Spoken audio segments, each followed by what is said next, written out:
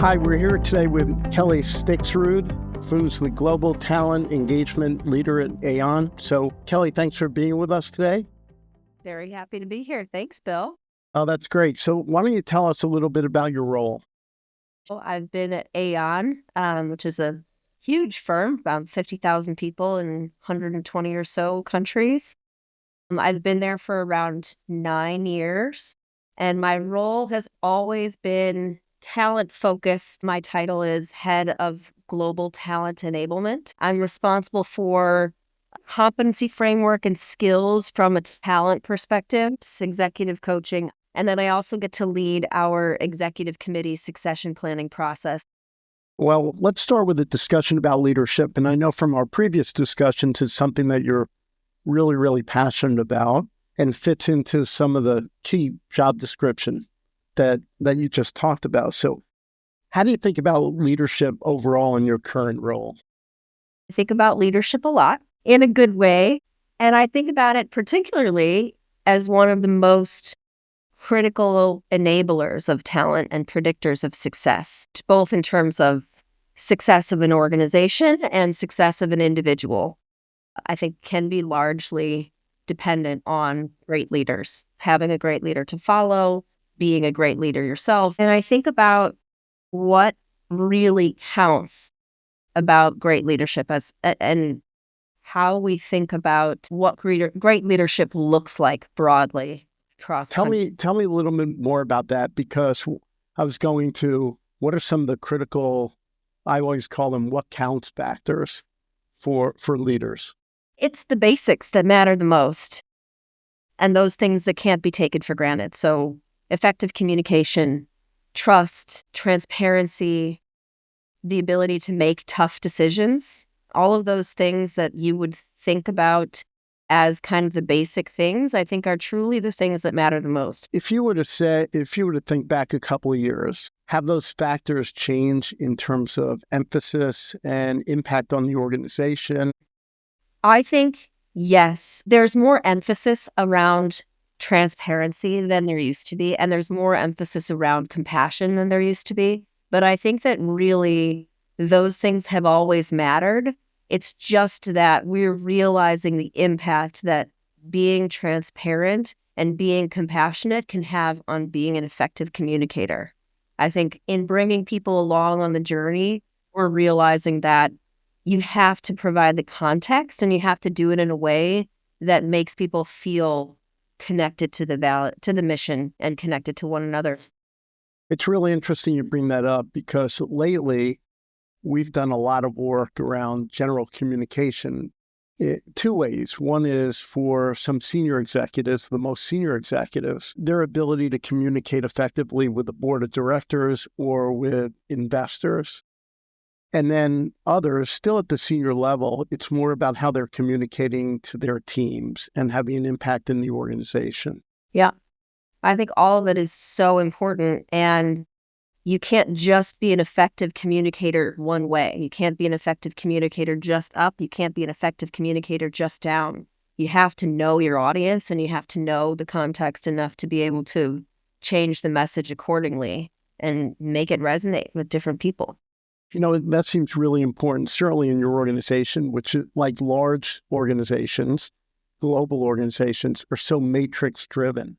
Yeah. Right. And influence plays a big role. Communication obviously is part of influence. Yeah, definitely. We've been on a huge sort of transformational leadership journey over the last 10 or 12 years. We saw a need in the market and a need from our clients to kind of bring together all of our offerings. I mean, Aon is made up of acquisition over acquisition. We have different solution lines, so many different capabilities I couldn't even begin to tell you. But what we're trying to do is be a differentiator in terms of how other companies experience us. And so it's not just about the risk management or the insurance, it's about the human capital side of it too. And so how do we bring all of our offerings together? That's what we've been thinking about. So we're calling it our Aon United journey. We're doing this more so than we have been before.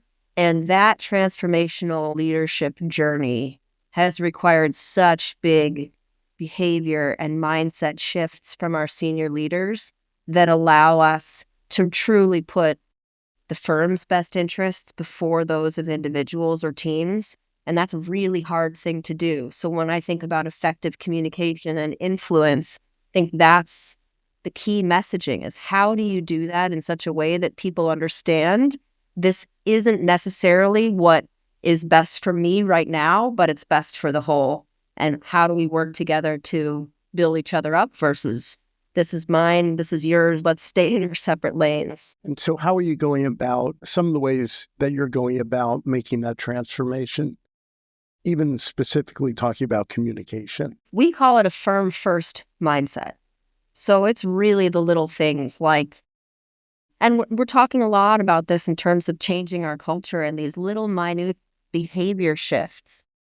A great example that I can give is what we say, having the courage to say the thing. So when you're in a meeting, say the actual hard thing that feels hard to say in the moment, but is going to be so much more impactful later, versus saying what people want to hear in the meeting and then going off and having another side meeting to say, actually, this is what I think we should do, and this is why I didn't agree. Having the courage to actually say, I don't agree in the meeting, and here's why. And I think that's the key is, can you do that in a way that doesn't feel combative or contrarian? Can you do it in a way that helps people understand where you're coming from? It's huge. And I think we also say that. It seems like a simple thing. Just say the thing in the meeting. But Yeah, it's actually much harder to do in practice, especially sure. because people are so used to having the meeting after the meeting. So if we're not doing that anymore, Yeah. yeah, It's almost as if you need to equip the leaders to invite that candor at the exactly. table. Yeah. Exactly. And to build the trust so that not only can I say it as a leader, but my team feels empowered to say it too. You just spoke a little bit about culture, and it's not a soft issue, which it was 15 or 20 years ago.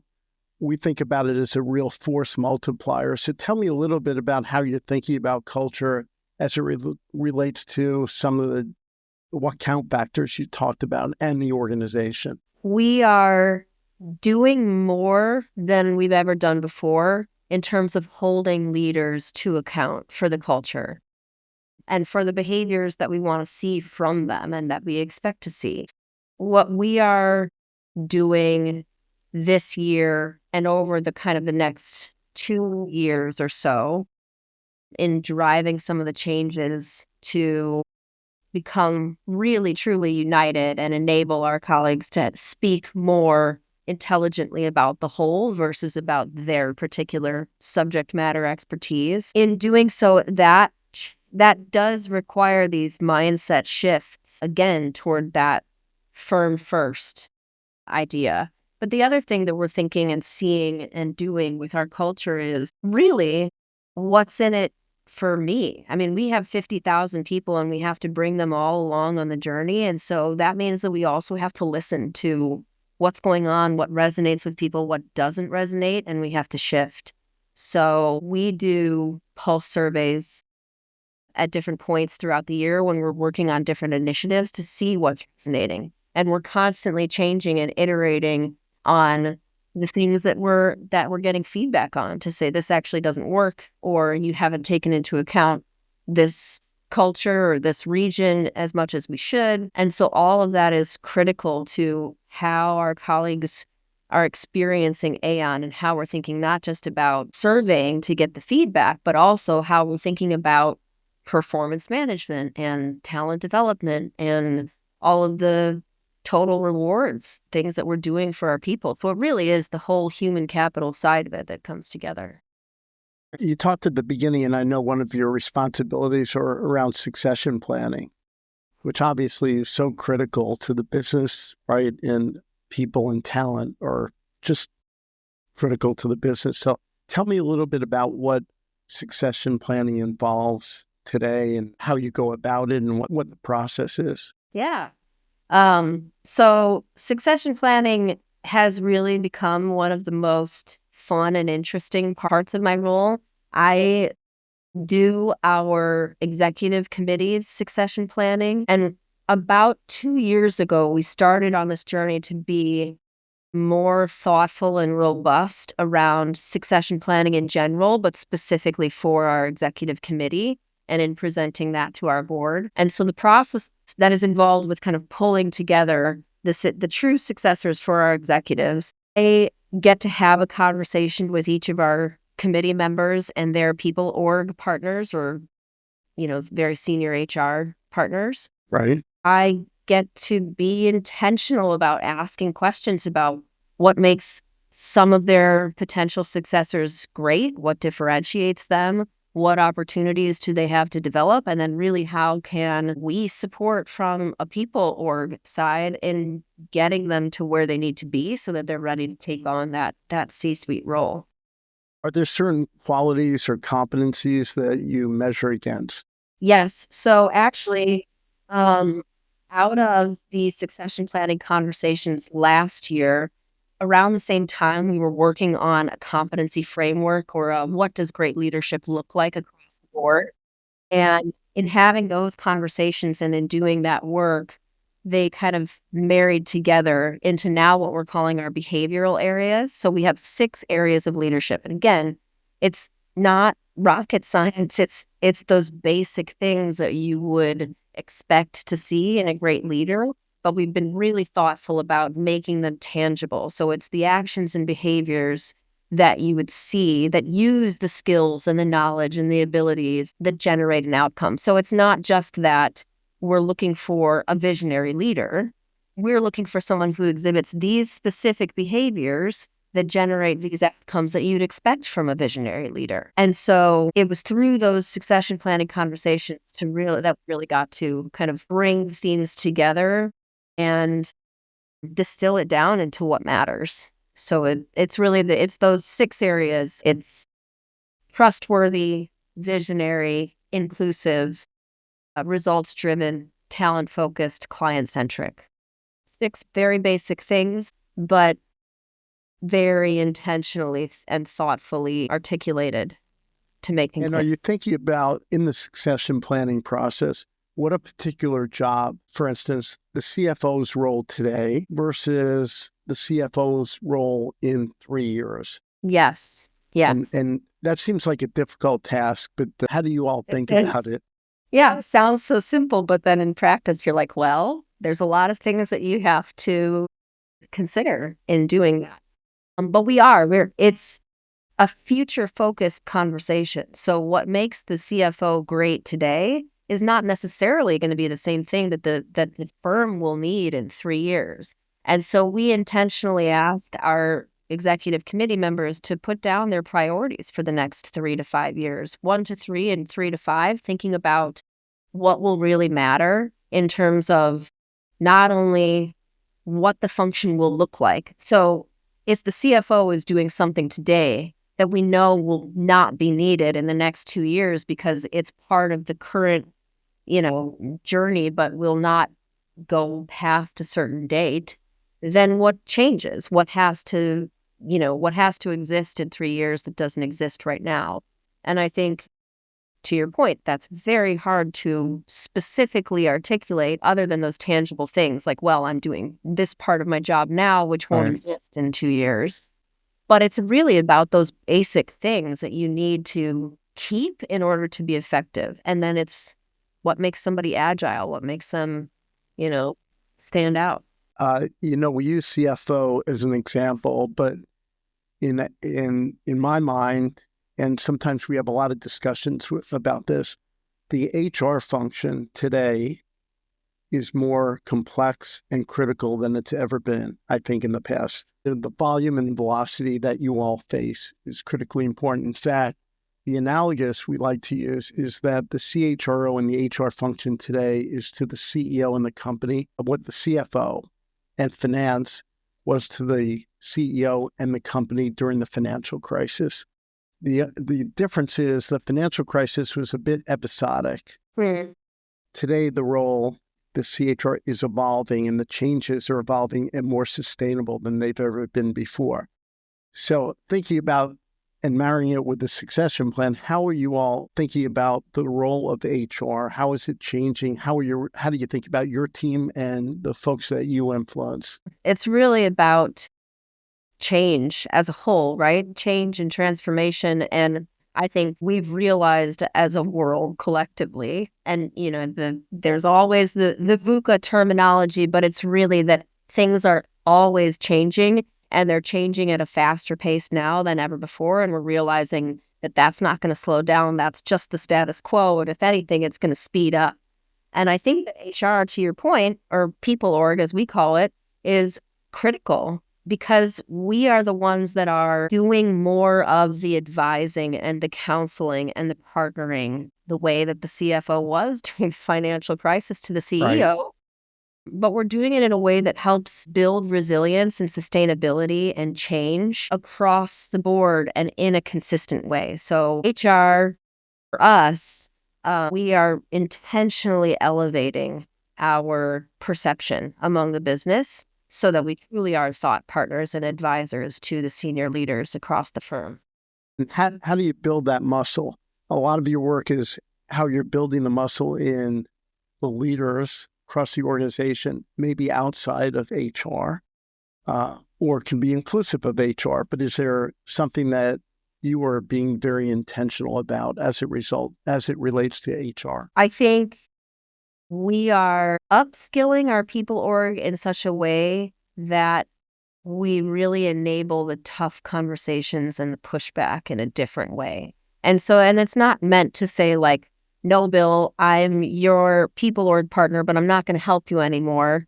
It's to say, Bill, you're asking me for something, and actually, I think that what you need might be something else. So let's probe a little bit deeper and let's get more intentional about how we're meeting this challenge and what we're doing to get to the root cause versus, okay, well, if you say you need this, and all right, we'll go ahead and we'll build it for you. I can give you a good example of in my world. So it's part of our people organization, but it is more talent focused. But I've had a leader and people org partner come to me and say, hey, we've got a group of high potential colleagues that we want one-on-one coaching for. And first of all, I have a very small bench of internal coaches who also have day jobs. So it's not like we've got all the time in the world to just coach people.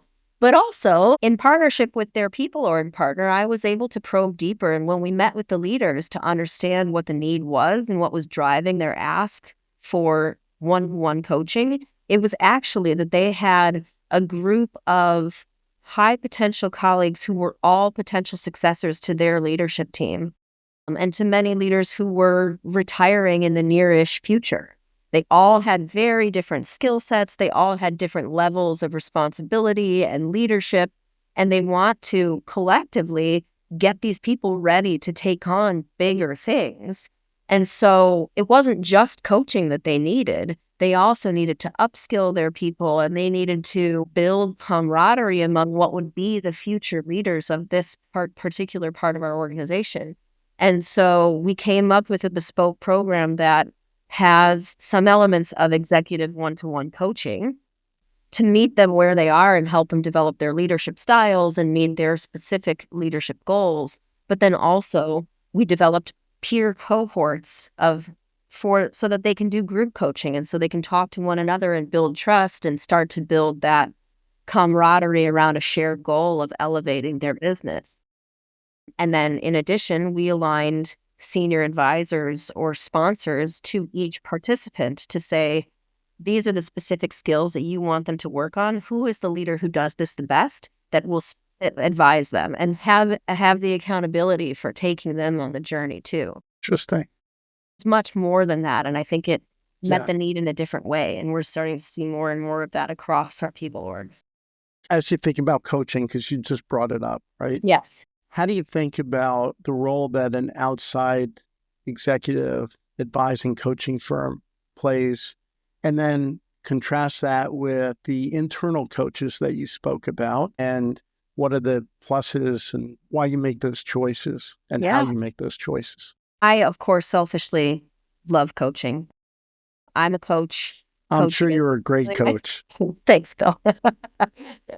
But I think that depending on the need, there will always be internal benefits, external benefits. So it's never going to be an either or for me. For our very senior leaders, and I'm glad that you talk about the advisory and not to over promote Crenshaw, but I think you do a really nice job of articulating what role your senior advisors and coaches are going to play and what they're going to do for the senior leaders. And I think that that is one of the key elements of creating a successful partnership so that we know what it is we're trying to accomplish and we can measure the return on investment of the external experience.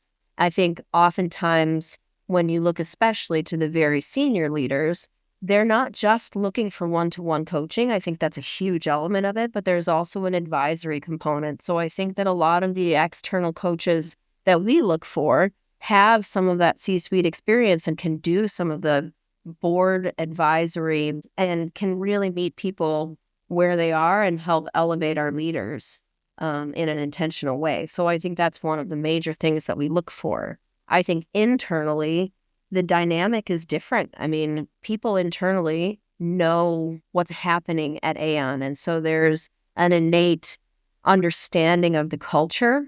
And I think that's one of the key factors that I consider when we're talking about internal coaching. And so I think it's a both and equally important. Yeah. And how the role's different. You described some of it, but as an internal coach, how do you balance the fact that you're from the people leadership organization, the HR function, Yeah. right? And how do you build trust and, what's the approach? We are still on kind of a change management journey. We're very early on in our use of internal coaches. And I know there are a lot of organizations that do it effectively and have done it for a long time. We are newer to the journey. And part of it is helping people to understand that I am part of Aon, but I am right now your coach. And we do some of that structurally in a very intentional way to say, if you are the people org partner for this part of the business, you would never coach Bill, who is part of your business. You would always coach somebody outside of that. So we have some parameters because as unbiased as a coach can be, if I'm also responsible for your compensation and your performance, that's really hard to separate. So we acknowledge that and we intentionally keep those two worlds separate. But and similarly with a business, if we have someone from the business who is a coach, they're not going to coach somebody who is also part of their same business. It would also be differentiated in that way. But I think that the building trust is key. And having qualified coaches who have the credentials and have the best practices and true understanding, which our coaches do, of what makes a good coach and where is your boundary. Yeah. It's also critical to the success. And how do you guard against, and this is a personal bias, just generally, it's not a negative. It's just, how do you guard against some of the leaders assuming that their internal coach is going to give them the feedback instead of the leader's responsibility to give feedback? That's something that we face both with an external coach and an internal coach. What is the responsibility of the leader versus what is the responsibility of the coach? I think that our perception of coaching broadly, and this is not even at Aon, it's in general, is changing such that we're focusing our coaching as a opportunity for development for people versus something that is a fix for someone. Also, intentionally holding managers accountable to the people that are being coached by saying, this isn't to replace performance feedback. Anything that you have to do as a manager, you still have to do. And we're asking you to take on more now to sponsor their coaching experience and make sure that when they set goals and when you talk with them halfway through, that they are actually making progress towards something that you also have input and a stake in at the beginning in terms of setting that goal. So it's a partnership versus well, I'm just going to tell you what your leader told me in confidence, which I'm sure happens because they're human relationships.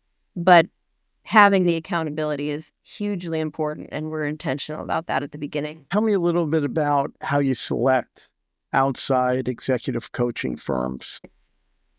It goes back to the idea of succession and how we really elevate our talent, and change mindsets and behaviors for long-term success. So that's the first thing that we think about as global leaders of our coaching strategy. It's critical that we are modeling the coaching mindset and we're listening to understand the stated needs and then, of course, the root cause and unstated needs, like we talked about earlier. We're approached all the time by different vendors and by leaders who have worked with specific people. And so it's important that we understand what that firm or what that person has done for the leader and then what the true need is behind the ask. And then it's our job to kind of vet those firms and stay close to the coaching. So we, of course, look for best practices, certifications and things. But then I think, it goes back to what we talked about Crenshaw and like, what are the perspectives and philosophies and the positions held such that we can meet the vastly different needs of leaders across different regions and across different cultures and across the world, who are very different in their styles. And how do you find the right person and make sure that the chemistry is there to make sure that we're not just building the trust, but that we have coaches that we can rely on helping to hold leaders to account and challenging them to be the best versions of themselves. We talked a little bit about cohorts, and we're seeing more and more companies either experimenting with, going deeper on. And I don't know where you've been on your journey. I know you're doing it.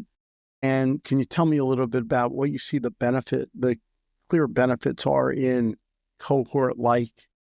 And they're probably different flavors of cohorts. So the cohort that I mentioned is an intact team, but that have very different responsibilities and roles. And so they don't necessarily work together. But I think to your point, there are different kinds of cohorts. There's cohorts that you've seen in our signature program where we have high potential, very senior leaders who don't necessarily work together and who can come together in cohorts. And then we have intact teams of cohorts. I think it all comes down to the idea of trust and human relationships, and that you are not alone in your experience. Because I think that what we're seeing, and this is just my experience, but there's such a trend toward you have to do more with less. We've got to be agile. We've got to run. We've got to be sustainable. And you can easily get in your head about all of that, thinking that you are the only person who's experiencing this and you're on this journey by yourself. And I think there's something hugely powerful about having a cohort of colleagues that you can build trust with in a different way. And so it's not just that you are a team, it's that you are a cohort going through an experience together and that you have a safe space, which can be group coaching, peer coaching, something like that, where you can talk about this and you have a dedicated time to talk about best practices, what's worked for you, and really acknowledge and find some camaraderie in not being alone. Are there facilitators in all of these, or is someone selected to lead it, or it's just getting folks together and with some framework, but maybe without an official leader? We've done it in all kinds of ways. I've seen it done where it's just a cohort of people collectively to talk about their own experience. And that in some ways has its advantages because it's a safe place without someone like an outsider. So you really are just the core group. But to your point about like structure, I think there's something that a facilitator or a group coach can bring to a group dynamic to make it more impactful and more intentional. And so there's something about that kind of observer voice to say, hey, you said this and I noticed this from the group, let's talk about that. Yeah. Or help people get unstuck. And then I think that also what I've seen is, and sometimes this is true of cohorts without some kind of facilitator, that you have all of the best intentions of getting together, much like you and your close group of friends. You plan it, you're so excited about it, and then 3 months later, you're like, I just can't do it, or it fell off the radar, or it was on the back burner. So I think that there's something about having somebody to hold the group together that is valuable. And maybe that happens naturally, but sometimes it does. Kelly, this has been fabulous. We really appreciate your time, and looks like you're doing some really terrific work, and I'm sure Aon feels that impact. So thanks. Thank you. I was so excited to do this. This is my first official podcast, so happy to delve in with you guys. And thank you for always your trusted partnership and making the experience a welcome and warm one. Great. Same to you all. Thanks.